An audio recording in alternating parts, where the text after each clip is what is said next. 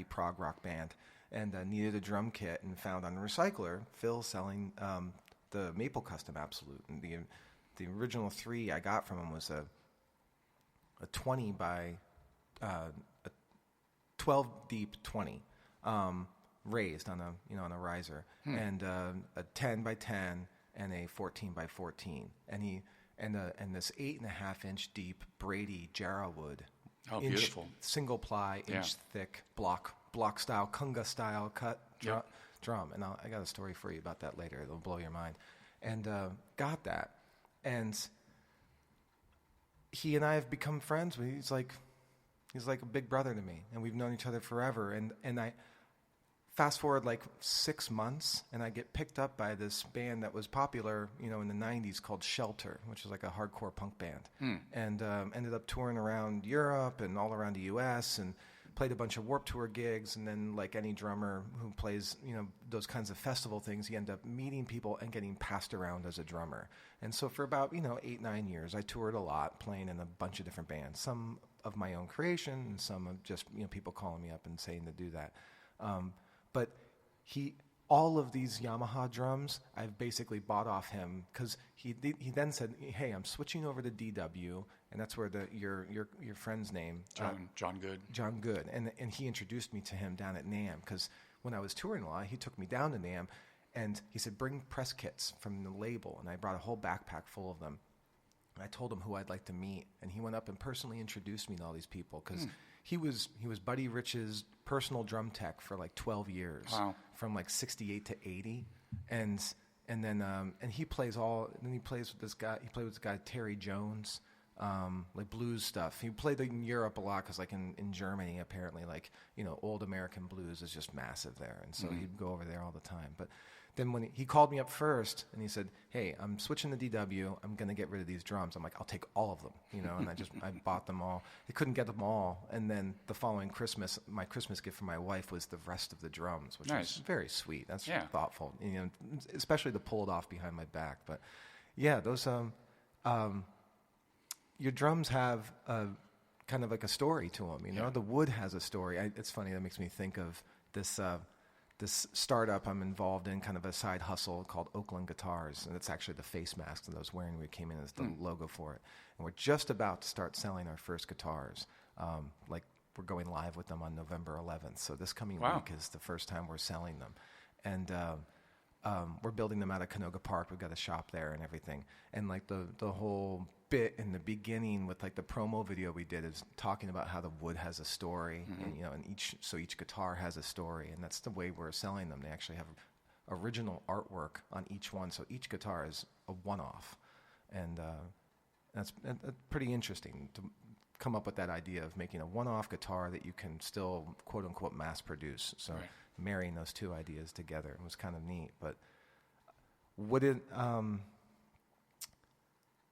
so do you have all just DW drums now, or did you keep any old kits? Are you like a big collector, or I have do you the Yamaha. seller and buyer? I'm the things I collect are have, like you said, a story. Most of them have some kind of a story to them, and so I typically don't sell them. I'm not a buy and sell guy. I have a lot of friends that do that and actually are very successful at it. But no, the things that I have, my weakness definitely is snare drums. I have somewhere around 95 snares right now. Oh my God! I thought I was bad because I had a half dozen. Yeah, it's become quite a, I always tease my wife, and I'm like, you can buy all the shoes you want, just don't bug me about my snare drums. Wow, you must have you have a lot of snare drums. Yeah, so that's kind of it. I didn't do it on purpose. It just and they're not vintage. Most people that have that many drums have a lot of vintage drums. Mine are all collectibles. They're one of one, or they're a limited run of like one of 50, and they're certified and serialized. And are these like Sunday afternoon at NAMM?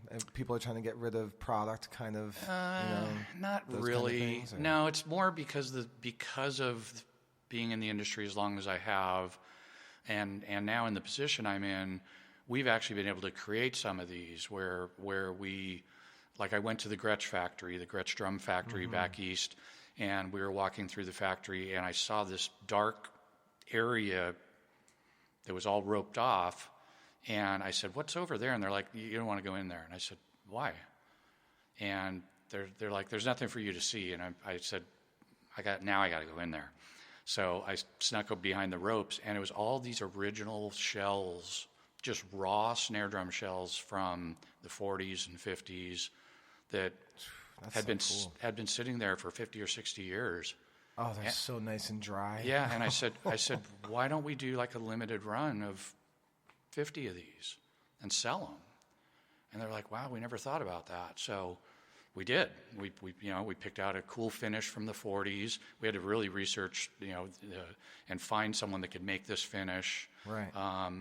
And then we made this limited run, and we serialized them, and Fred Gretsch himself signed every drum. So they were total collector's items instantly. And because I had helped develop it, I got number one of 50. Oh, my God. That's awesome. So just there are things like that over the years that either I've helped develop, or a manufacturer has did a very limited run. I have a lot of DWs because they're one of the best companies at doing a limited of what really is a limited run. Some people call something a limited edition, but they'll manufacture it for a year or two and not really cut it off at any level. That to me, that's not a real limited run of something. But when there really is like 50 of something. Yeah. Like the 2 years ago, Alex Van Halen did a snare drum. That's it's a $2,000 drum, but it comes in a beautiful ATA hard shell case. The drums all got 24 karat gold plated hardware on it, and it was limited to 50. And they sold out they introduced it. I remember the first day of NAMM. It was probably 3 years ago, but I mean they sold out within minutes, because they just had one on display in the front, and dealers were walking by and going, what is that? And they sold out. They actually sold out to the point where they had to call Alex during the show and say, can we make another 50 and call it one of 100? And he agreed to it, but they wanted to keep it very, very, very limited. Yeah. So I have one of those. Jeez. So it's that type of stuff. Next podcast interview is going to be me coming to your house and walking through. We could, I have a really cool drum room where I've made some displays, and I have probably the top 30 or 40 that are on these displays. That every one of them has a story like that. Oh man, jeez, we'll do it. We'll do interviews on each drum. Yeah, that'd be cool. That'd be very cool. Yeah. My one is about that Brady. So that's that snare that came from Phil. So it was like the first snare I got when I moved to LA. I still have it. That was the one I took on the road. One of the endorsements I got was this company, May International. Sure, Randy.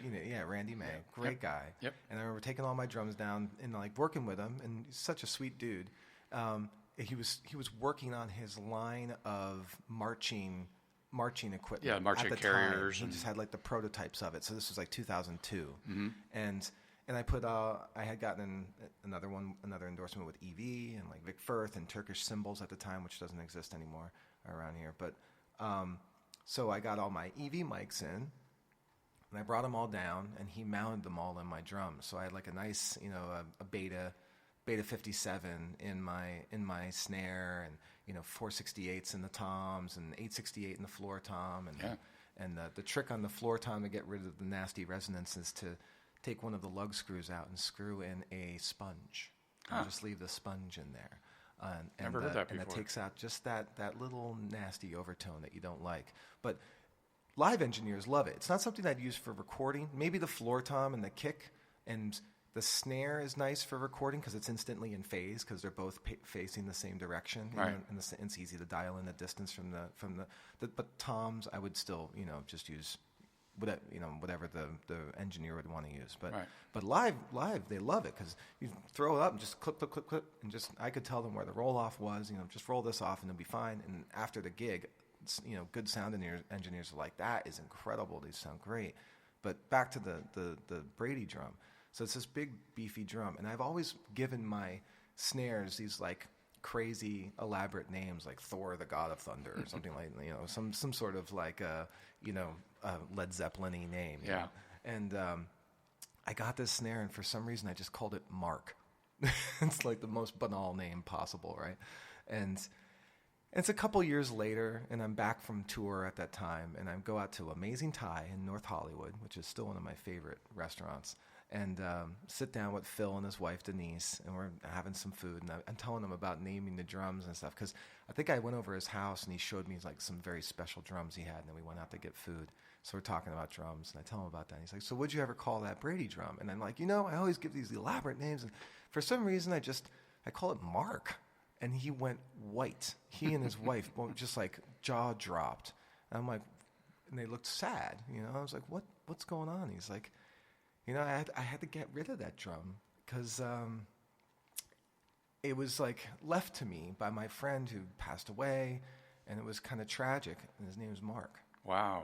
And I'm like, that blew my mind. That's crazy. And we had like this really emotional moment there over lunch. I kind of out of all the names you could have picked. Yeah, right. And like I remember fighting, calling it. I tried to call it other names, and I just like 3 different names I went through, like women's names. I think one was like Violet or Vanessa or something like some sort of like Conan the Barbarian's girlfriend name. Try to come up with something like that, and I just kept coming back to Mark, and that is like the story lives inside that wood. Yeah, it doesn't go away, and no matter how old it gets, there's something absorbent about those.